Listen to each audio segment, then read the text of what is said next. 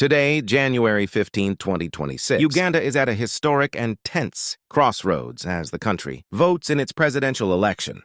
Right now, millions of Ugandans are heading to polling stations across the country to elect their president, members of parliament, and local leaders. Polling stations opened this morning under heavy security. In major cities like Kampala, soldiers are visible on the streets, and the atmosphere is serious and highly controlled. On top of that, the government enforced a nationwide internet shutdown starting January 13th, officially claiming it is to prevent misinformation and electoral fraud.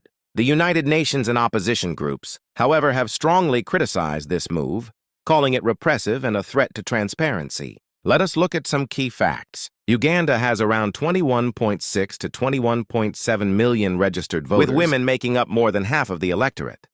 There are over 50,000 polling stations nationwide. The country follows a presidential system where a candidate must secure 50%, plus one of the valid votes to win outright. If no one reaches that threshold, a second round is required. Although there are 8 presidential candidates in total, this election is widely seen as a two-man race. On one side is President Yoweri Museveni, now 81 years old. He has been in power since 1986 and is seeking a 7th term under the National Resistance Movement. He is campaigning on stability, security, and economic development, and many analysts believe he is likely to win. On the other side is the main opposition challenger, Robert Kyagulanyi, better known as Bobi Wine.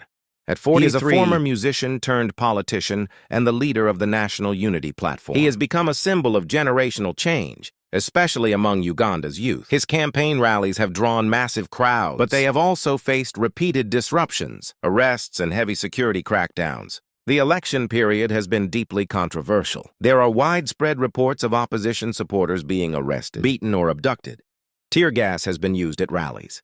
The internet shutdown has limited communication and monitoring. Even the chair of the Electoral Commission has reportedly received threats related to the announcement of results.